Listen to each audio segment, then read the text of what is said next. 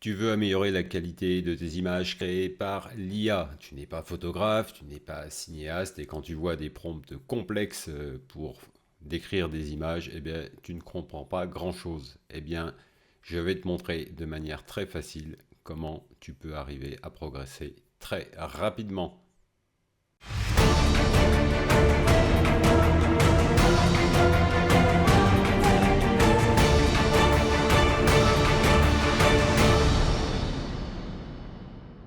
Reste bien jusqu'à la fin parce que j'aurai une petite surprise pour toi. Les IA s'appuient essentiellement sur la connaissance enregistrée sur Internet. Et ça veut dire deux choses importantes. Ça veut dire que, un, il faut lui parler le langage approprié. Donc, quand on veut faire des images ou des vidéos, eh bien, il faut lui parler le langage des photographes ou des vidéastes. Et la deuxième chose, c'est que la plupart des données de base sont en anglais. Donc, il est préférable toujours de lui parler dans ce langage-là. Et c'est ça qu'on va voir maintenant de manière simple, comment lui donner les bonnes instructions et les traductions en anglais. L'idée pour créer une image de qualité, c'est d'utiliser un prompt structuré, et il est structuré en 9 étapes, et il va s'appuyer sur des descriptions et des informations qui viennent du vocabulaire et du langage du photographe. Voilà. C'est comme ça qu'on va arriver à dire à l'IA exactement quoi faire pour que ça soit vraiment une création artistique. Alors, j'ai pas la prétention d'être photographe ni artiste, mais on a accès à leur vocabulaire et on peut l'utiliser. Donc voilà. Donc je vais aller assez rapidement pour qu'ensuite on puisse faire un exemple. Donc d'abord, le sujet principal. Eh ben, qu'est-ce qu'on veut montrer? Est-ce une personne, un animal, un objet, etc. Si on est dans des IA qui traduisent pas forcément très bien, il faut mettre ça en anglais. Donc on écrit en français, ensuite on passe dans DeepL ou dans le chat GPT et on traduit.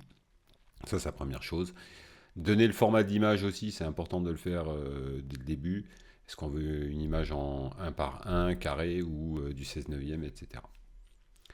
Donc ensuite, super important après le sujet principal, c'est le cadrage et la composition. Le cadrage, c'est en fait définir quelle est la distance par rapport au sujet et quel est l'angle de la caméra. Est-ce que je suis loin du sujet, ce qu'on appelle un plan large? Est-ce que je suis très près, un close-up, un gros plan? Est-ce que je le regarde d'en haut? Est-ce que je le regarde d'en bas et tilté? Voilà, donc ça c'est important, c'est ce qu'on appelle le cadrage. Deuxième chose, c'est la composition, c'est-à-dire comment on positionne le sujet dans l'image.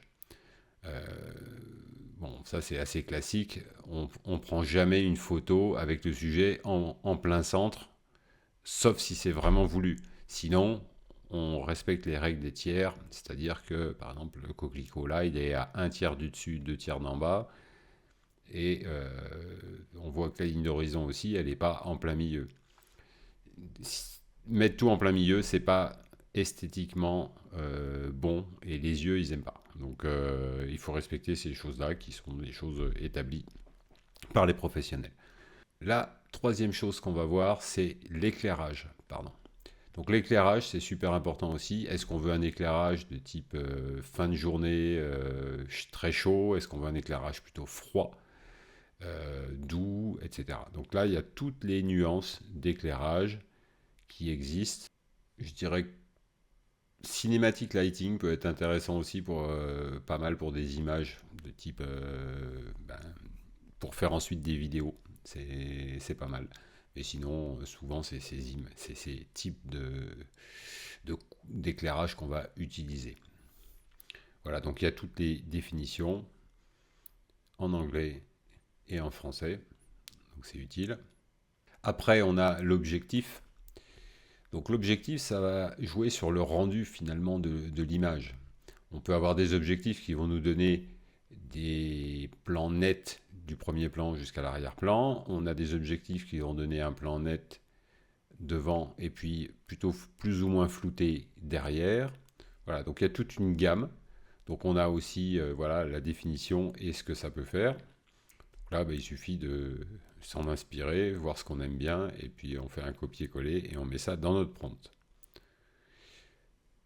Ambiance, lieu, décor, donc là c'est décrire qu'est-ce qu'il y a à côté de notre sujet principal. Est-ce qu'on se trouve dans une rue la nuit? Est-ce qu'on est dans une forêt? Etc. etc. Donc ça c'est important aussi à définir. Ensuite, on a couleur, style visuel. Donc ça c'est... On attaque des choses qui sont plutôt dans le post-traitement pour moi. Est-ce qu'on veut des teintes qui soient très contrastées, des teintes un peu désaturées? Est-ce qu'on veut du grain sur le film?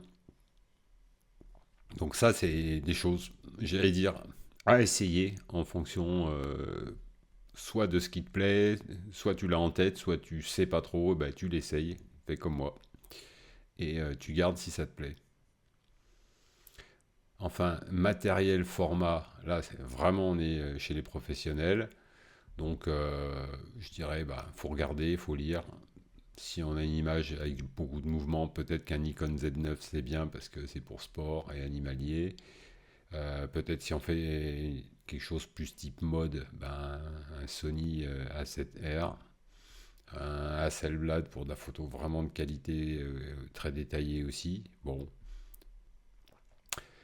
post-traitement esthétique, donc ça c'est voir si on adoucit un peu la photo. Est-ce qu'on veut faire des effets de glow, de flair? Bon, pareil, à tester. Est-ce qu'on veut mettre du grain? Bon, on n'est pas obligé d'utiliser ça, hein, c'est-à-dire qu'on peut le laisser sans rien et si le rendu nous satisfait.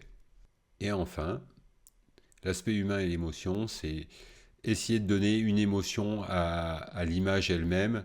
Si on met romantique, mystérieux ou rebelle, notre personnage, l'IA va l'interpréter différemment et va le rendre différemment. Son regard, sa façon d'être sera un peu différente. Pareil, l'ambiance un peu autour peut être affectée. Voilà, donc on a ces 9 points qu'on va remplir. Donc là, le principe, c'est dire, OK, je me fais un copier-coller de ça dans mon IA et je remplis moi-même les différents points, ou pas si j'ai pas envie, en m'appuyant sur ce fichier-là. Passons à un exemple. On est sur ChatGPT et on va créer une image d'un vieil homme assis sur un banc en regardant l'horizon. Donc ça, c'est étape numéro 1, notre sujet principal. Et je vais lui dire format 16 neuvième. Donc voilà l'image qui a été générée. Ensuite, on passe à l'étape 2, c'est-à-dire cadrage et composition. Je lui ai dit headshot, face close-up. Donc je veux voir le visage en gros plan. Voilà. Donc là, déjà, il m'a transformé l'image et c'est vraiment ce que je veux voir. Je veux voir son visage avec le détail. Ensuite, on passe à l'éclairage. Je lui dis cinématique lighting. Donc là, cinématique, pur et dur. J'ai plus rien derrière, c'est tout sombre, etc. Ensuite, pour la partie objectif lentille, j'ai dit 105 mm, faible profondeur de champ. Ce qui veut dire que je veux voir l'arrière-plan assez flou et le premier plan très net. Alors comme il n'y a rien derrière, je ne vois pas grande différence avec l'image qui était juste avant. Ensuite, je vais lui parler de l'ambiance et du décor. Donc là, je lui ai dit un appartement vintage, type cinématique. Et donc là, il m'a mis mon appartement vintage. Et on voit bien que l'arrière-plan est assez flou. Donc ça marche plutôt bien. Couleur, style visuel, j'ai dit Kodachrome style. Bon, voilà, donc c'est un style, là, c'est vraiment à choisir en fonction de ses goûts. Ensuite, l'appareil et le matériel, moi je lui ai dit un Hasselblad parce que c'est censé mettre beaucoup de détails. C'est vrai qu'il y a pas mal de détails et que c'est vraiment, le visage est vraiment très très réaliste. Après, on est sur couleur, post-traitement et esthétique. Donc là, je dis Capture One Look. Bon, pas de, j'aurais pu en choisir un autre, hein. Et le dernière étape, l'étape numéro 9, l'émotion, le ressenti, j'ai dit un regard introspectif. Et donc, voilà, il m'a adapté mon personnage avec un regard d'introspection. Donc, ça, c'est vraiment on a fait step by step la transformation. Maintenant, ce qu'on veut faire dans la vraie vie, eh bien, c'est de créer l'image en un seul prompt.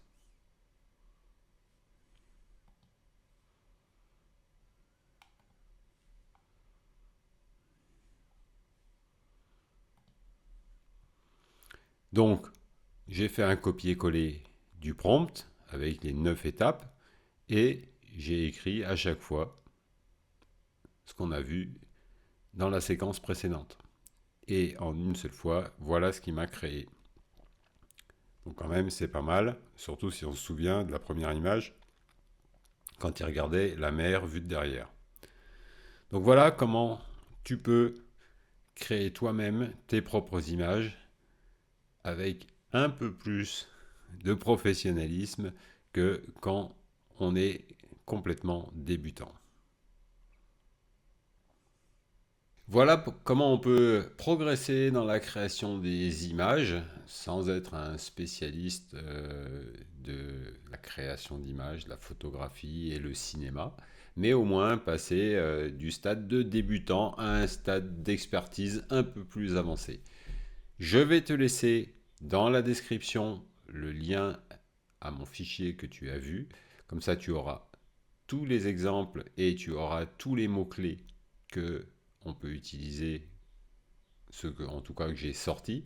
Tu pourras l'améliorer en faisant tes propres recherches et t'en servir pour créer tes propres images.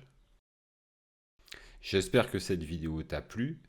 Si c'est le cas, eh bien, mets-moi un j'aime, abonne-toi à ma chaîne et j'espère qu'on se reverra bientôt avec tes commentaires pour faire encore plus de création images et vidéos.